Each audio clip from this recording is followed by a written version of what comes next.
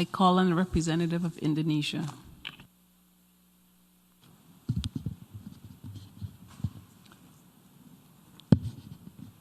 Madam President, I'm taking the floor to exercise Indonesia's right of reply to the statement made by Vanuatu.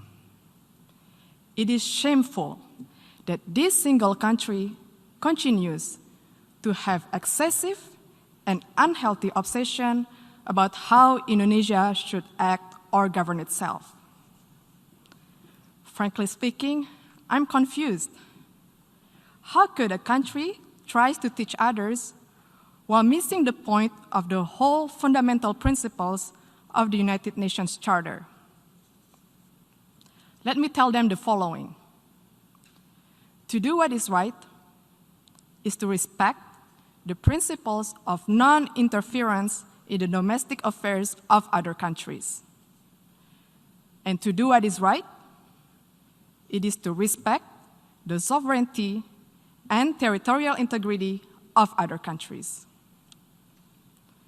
So until you have done so, please keep the sermon to yourself.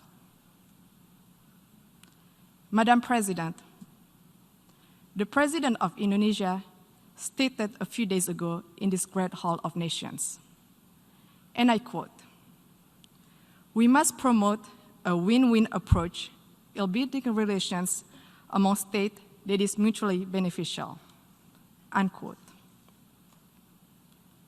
Indeed, such a call was echoed by world leaders throughout this prominent week. But this ignorant country chooses the contrary.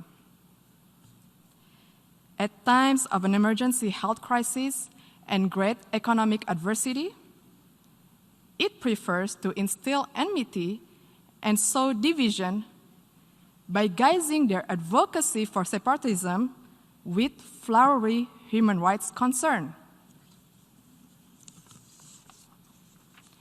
Indonesia, comprising of more than hundreds of ethnic groups, a diverse and multicultural nation with thousands of tribes and hundreds of local languages, spreading across more than 17,400 islands, is committed to human rights. We value diversity, we respect tolerance, and everybody has the same right in this third largest democratic country in the world. We have also promoted and protected human rights where each individual has the same rights under the law. Furthermore, we have ratified the International Convention on the Elimination of All Forms of Racial Discrimination, while interestingly, Vanuatu has not even signed it. And how could one talk about promoting the right of indigenous people when it does not even sign the International Covenant on Economic, Social, and Cultural Rights, the core human rights instrument? This actually raises the question, do they really care about indigenous concern? More importantly, Vanuatu has not signed and ratified the Convention Against Torture and Other Cruel, Inhuman, or Degrading Treatment or Punishment. We call on the government of Vanuatu to please fulfill your human rights responsibility to your people and to the world.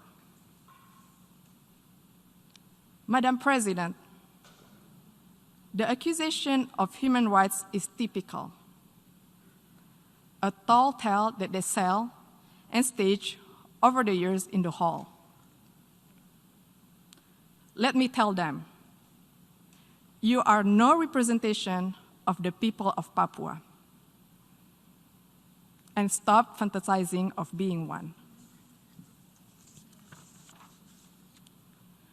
Papuans are Indonesians.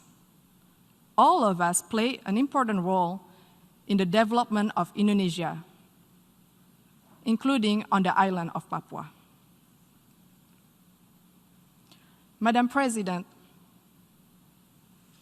the principles of the UN Charter, which Vanuatu clearly does not seem to understand, stipulates the respect for sovereignty and territorial integrity. Indonesia will defend itself against any continuing advocacy of separatism conveyed under the guise of artificial human rights concern. The provinces of Papua and West Papua are irrevocable parts of Indonesia since 1945.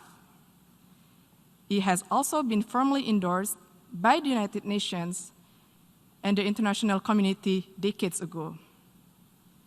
It is final, irreversible, and permanent. I thank you, Madam President.